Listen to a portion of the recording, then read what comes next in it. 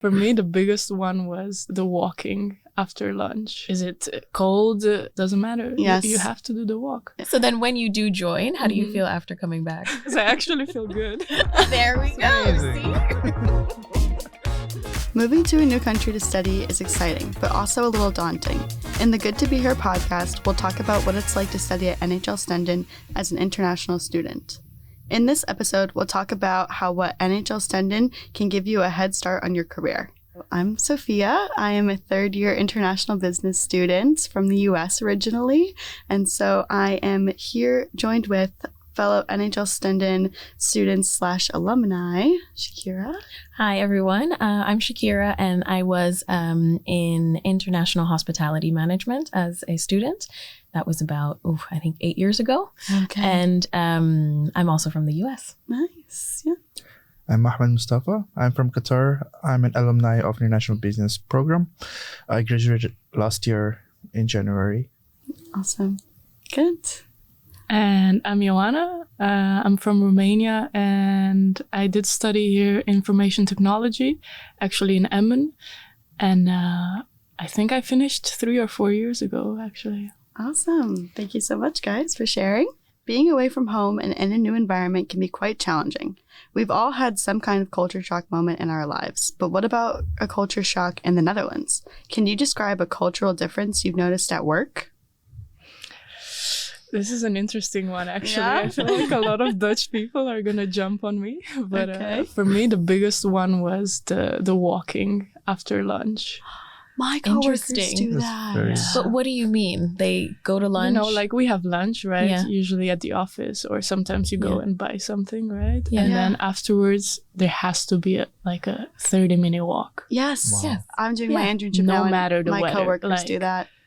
Is it cold, super hot? Is it raining? It doesn't matter. Yes. You have to do the walk. All right? You're Yeah. working all Every day. single day.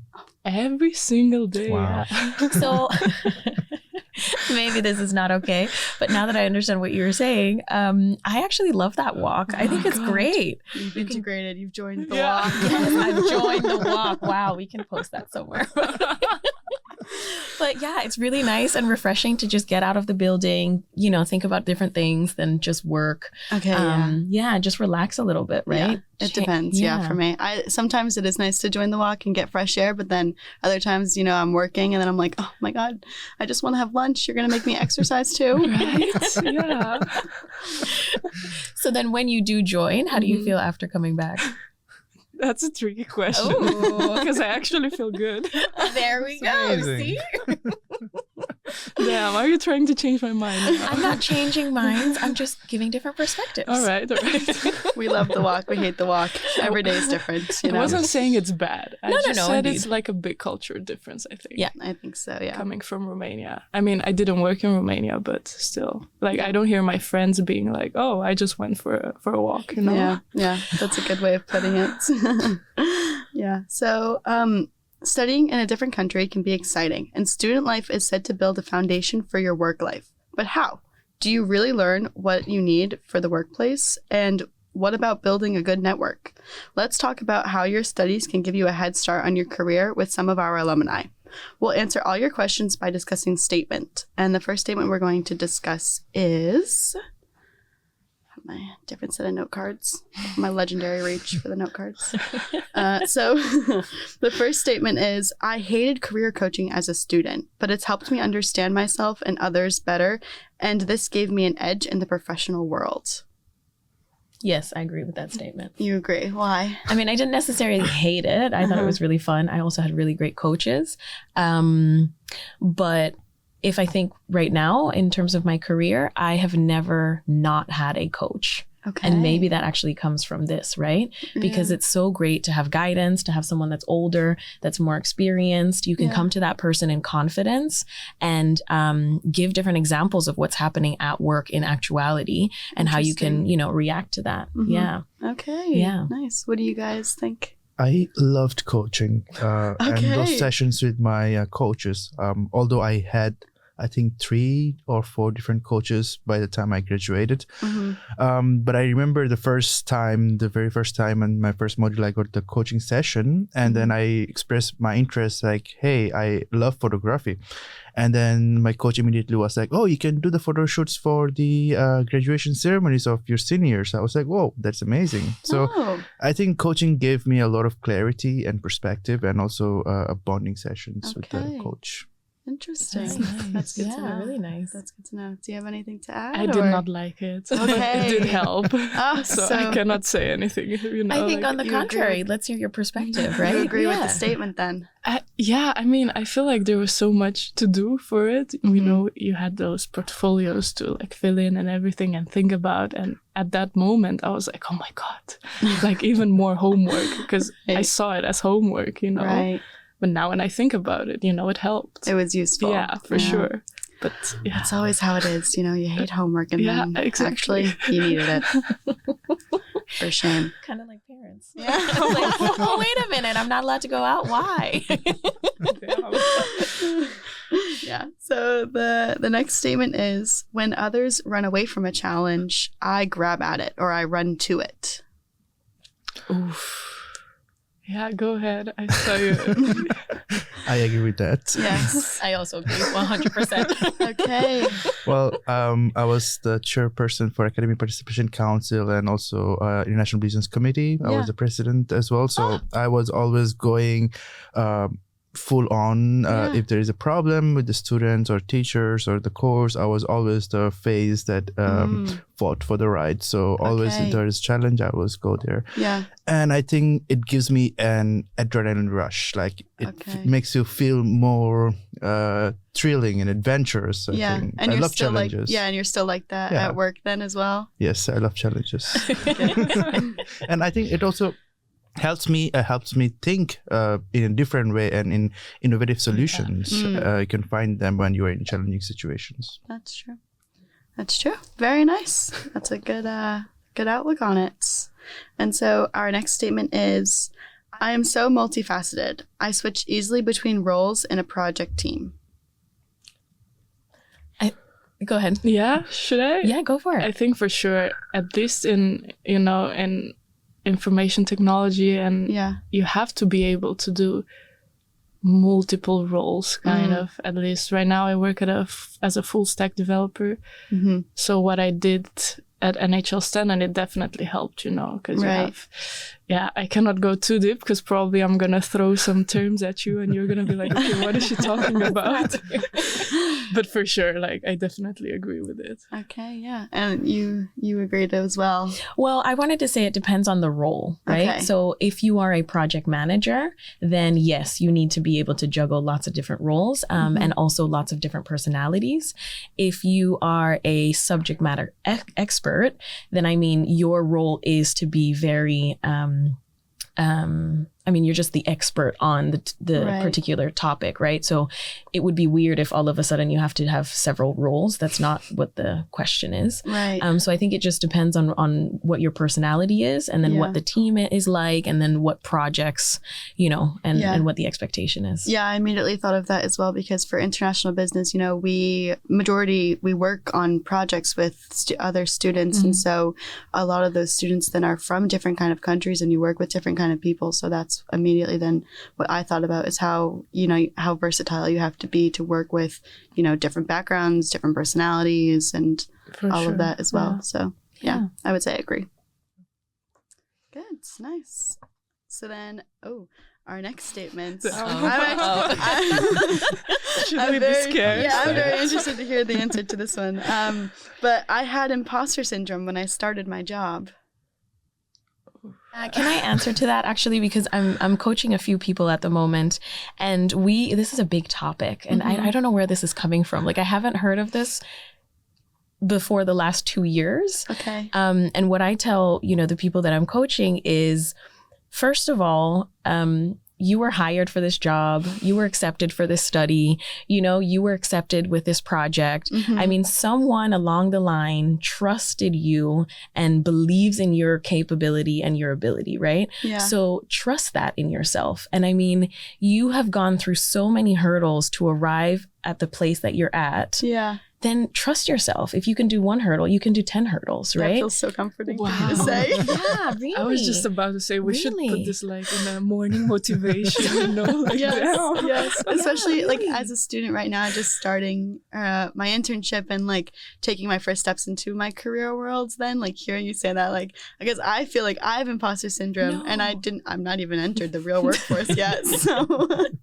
Yeah, really. It's really true. I mean, for example, we've all come to different countries, right, to do our studies. I mean, That's that takes already a lot. so big. Exactly. Yes. That takes Yeah, a lot that's of true. courage. Yeah. And I'm not saying it's not nerve-wracking to start a new job or meet new people. Yeah. Obviously, I'm not disregarding that. But if you can do one thing, you can do 10 things. Yeah. So trust that process. And also something that's really important is the people that have hired you or accepted you in, you know, university, or for example, your coach, right?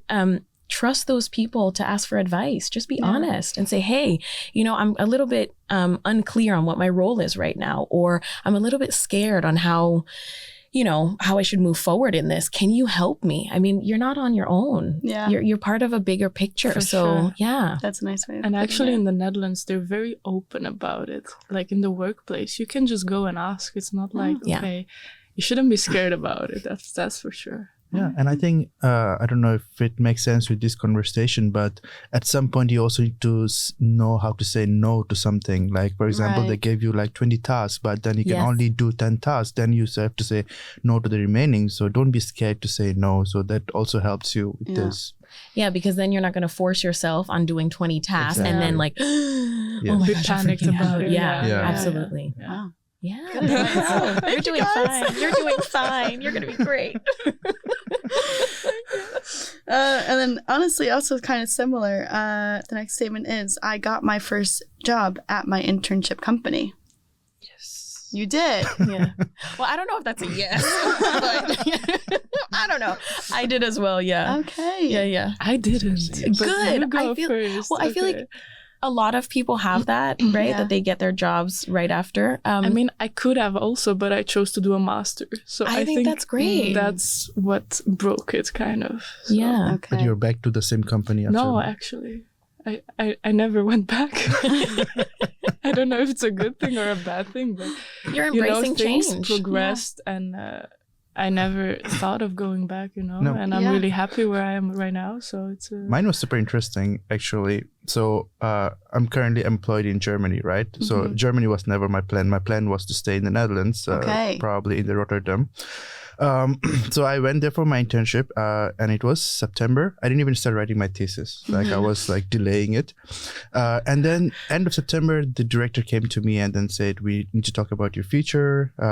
Then we had a conversation, and then they hired me even before I submitted my thesis. Oh, wow. So the thesis was only standing between me and the job. Right. And it was super unplanned, like Germany happened. And then I'm here. I'm there for more than 2 years now. Oh, wow. Okay, yeah. I guess it also too depends if you know what you want to do. You know, if you're doing your internship to get an idea of what you want to do, to just kind of see different fields, or if you're doing your internship in something that you know is You meant really for like, you and you yeah. really like it. Yeah. So there is two Two sides to the same story. two sides to the internship, I would say. But that's interesting then that both of you got your first job at your internship.